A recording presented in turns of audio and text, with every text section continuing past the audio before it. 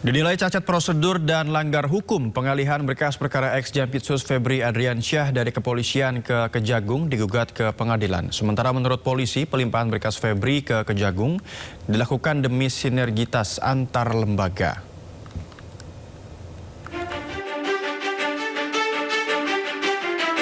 Selain timbulkan kemarahan publik, kasus mega korupsi yang menyeret nama ex Jampitsus Febri Adriansyah juga timbulkan kontroversi. Sejumlah pihak mempermasalahkan pengalihan berkas perkara dari kepolisian ke Kejaksaan Agung. Lembaga Pengawasan, Pengawalan, dan Penegakan Hukum Indonesia atau LP3HI bahkan sudah melayangkan gugatan pra-peradilan ke PN Jakarta Selatan. LP3HI menilai pengalihan penyidikan kasus Febri Adriansyah oleh Kortas Tipikor cacat prosedur formil dan melanggar hukum pidana. Kami melihat bahwa apa yang dilakukan oleh Kortas Tipikor dengan cara mengalihkan berkas perkara kepada Kejaksaan Agung itu tidak sesuai. Pertama, memang dalam aturannya tidak ada. Di dalam KUHP itu pelimpahan itu bisa terjadi kalau berkasnya lengkap dari penyidik kepada penuntut. Kalau antar penyidik hanya bisa dilakukan oleh KPK dalam bentuk pengambil alihan. Saya berharap nanti dari situ hakim akan menguji. Kami berharap juga Kortas Tipikor itu akan membuka alasan kenapa kemudian dihentikan, yang kemudian dialihkan kepada Kejaksaan Agung. Tidak hanya LP3HI, Masyarakat Anti Korupsi atau MAKI juga akan gugat Kortas Tipikor atas tindakan mengalihkan perkara ke Kejagung. Pengalihan kasus ini dari polisi ke jaksa, itu mau Anda lawan? Ya kita uji, bukan dilakukan loh ya, kita uji. Pra-peradilan dia lah. Ya kalau memang nanti dikabulkan biar tetap di polisi. Kan gitu. Kalau ditolak berarti ya boleh ke jaksa kan. Sementara itu Kortas Tipikor Polri menyebut jika penyelidikan dan penyidikan yang mereka lakukan sudah sah secara hukum. Bahwa penanganan Polri, penanganan penyidikan terhadap 3 perkara telah dilimpahkan ke Kejaksaan Agung dalam rangka untuk sinergitas. Febri Adriansyah ditetapkan sebagai tersangka untuk 3 kasus korupsi, yakni pengadaan batu bara PT PLN, korupsi di PT Asabri, dan korupsi PT Krakatau Steel. Jika rekannya sesama tersangka Don Rito sudah ditahan, hingga kini Febri masih melenggang bebas. Tim Liputan iNews melaporkan. Itu pakar hukum pidana Hipnu Nugroho menyebut pengajuan gugatan sidang pra-peradilan atas pelimpahan berkas Febri Adriansyah dari kepolisian ke Kejagung secara hukum sah dilakukan. Menurut Hipnu, jika gugatan dikabulkan hakim, maka pelimpahan berkas perkara dari penyidik ke penuntut umum adalah keliru. Hakim akan mengabulkan itu tergantung.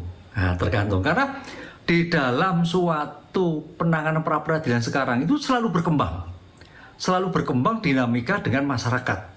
Jadi kelihatannya kalau kita lihat dalam putusan-putusan MK itu berkembang sekali. Penetapan tersangka dulu tidak masuk, penyitaan juga tidak, sekarang menjadi masuk. Kemudian terkait dengan pemblokiran dulu nggak masuk, sekarang menjadi masuk. Nah, ini suatu perkembangan. Oleh karena itu kalau nanti upaya pra-peradilan itu diterima, dikabulkan oleh hakim pengadilan pra-peradilan, berarti ini ada suatu temuan baru, suatu ide baru bahwa ketika seorang penyidik menyerahkan pada penuntut umum itu suatu bagian yang keliru, tapi juga ditolak. Mantan Bupati Kuansing, Suhardiman Ambi membantah tudingan dirinya meninggalkan amplop untuk Menteri Kehutanan Raja Juli Antoni. Bantahan disampaikan usai menjalani pemeriksaan lanjutan di Gedung Merah Putih KPK.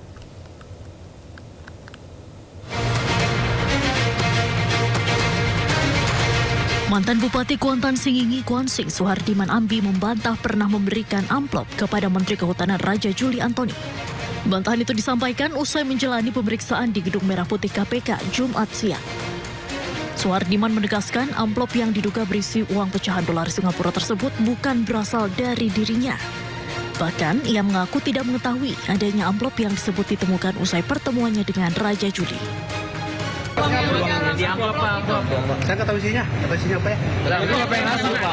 Bapak yang ngasih. Kenapa dikasih, Pak? Kenapa dikasih, Pak?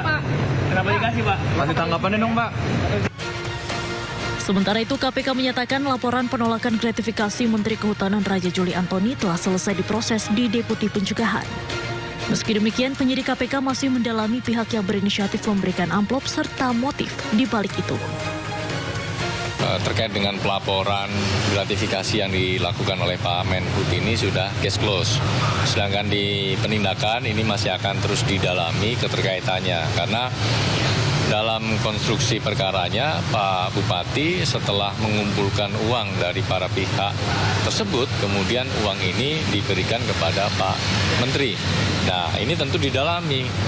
Maksud, tujuan, inisiatifnya dari pihak siapa, motifnya untuk apa, semuanya akan didalami oleh penyidik.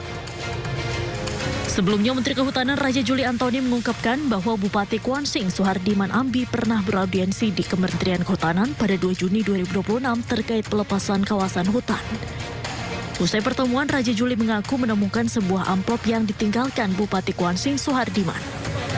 Dirinya langsung memerintahkan agar amplop tersebut dikembalikan pada 12 Juni 2026 sebelum KPK melakukan operasi tangkap tangan terhadap Suhardiman Ambi. Tim Liputan News melaporkan.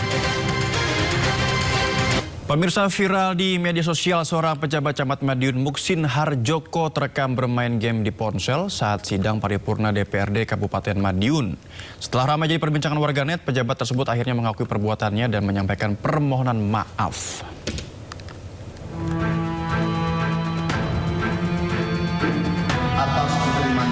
Viral di media sosial, seorang pejabat tengah asyik bermain game di telepon genggamnya di tengah rapat paripurna DPRD Kabupaten Madiun.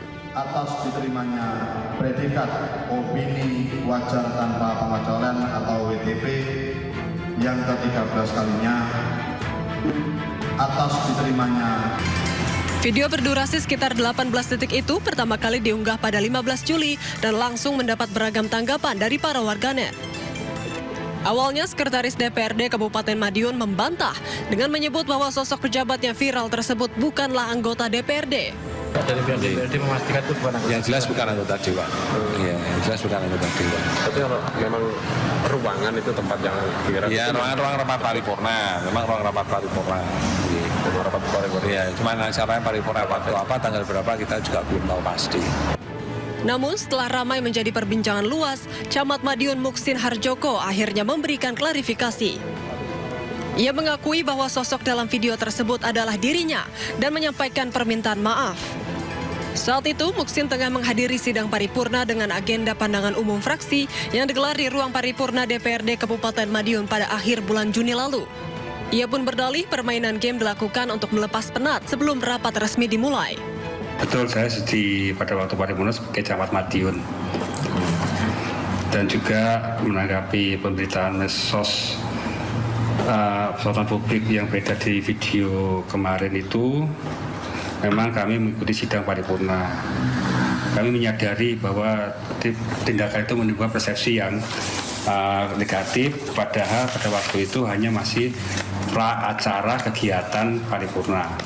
Jadi sebelum paripurna itu kegiatannya, dan itu pun kami main game online, tidak judi online, tapi hanya game online biasa. Ia pun berjanji tidak akan mengulangi perbuatan serupa, terutama saat menghadiri kegiatan resmi, serta berkomitmen menjaga etika dan profesionalisme sebagai aparatur sipil negara. Dari Madiun, Jawa Timur, Arif Wahyu Effendi, iNews melaporkan. Ketua DPRD Riau Kaderismanto bersama Ketua Fraksi DPRD Riau menyampaikan permohonan maaf kepada masyarakat Riau. Permohonan maaf ini terkait insiden bentrok dua pendukung anggota DPRD Riau pada Kamis kemarin.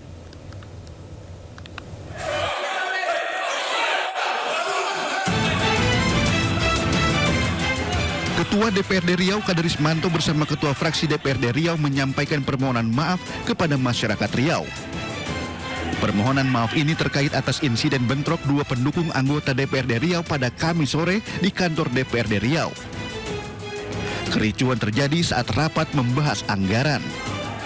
Kericuhan diduga terjadi antara dua anggota Dewan, yakni Wakil Ketua DPRD Riau, Parisman Ikhwan, dengan Ketua Komisi 5 DPRD Riau, Indra Gunawan. Peristiwa yang sangat memalukan itu sempat viral di media sosial dan mendapat kecaman dari warganet. Permohonan maaf secara resmi disampaikan langsung oleh Ketua DPRD Riau Kaderismanto bersama Ketua Fraksi serta Ketua Badan Kehormatan DPRD Riau I Mustiar di ruangan rapat DPRD Provinsi Riau Jumat siang terkait insiden yang memalukan itu. Kaderismanto menegaskan bahwa insiden bentrok dua pendukung anggota DPRD Riau itu tidak berkaitan dengan substansi rapat resmi. Atas nama lembaga, atas nama pimpinan dan seluruh anggota DPRD Provinsi Riau, kami mengucapkan permohonan maaf yang setinggi-tingginya. Kejadian kemarin itu sesungguhnya memang terjadi pada saat pembahasan Badan Anggaran DPRD dan TAPD Provinsi Riau. Tetapi substansinya bukanlah pada pembahasan Badan Anggaran itu. Kenapa? Penyelesaian dugaan pelanggaran etik diserahkan sepenuhnya kepada Badan Kehormatan DPRD Riau.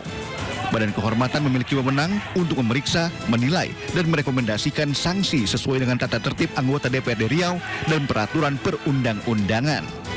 Dari Pekanbaru Riau, Indra Yosrizal, iNews melaporkan.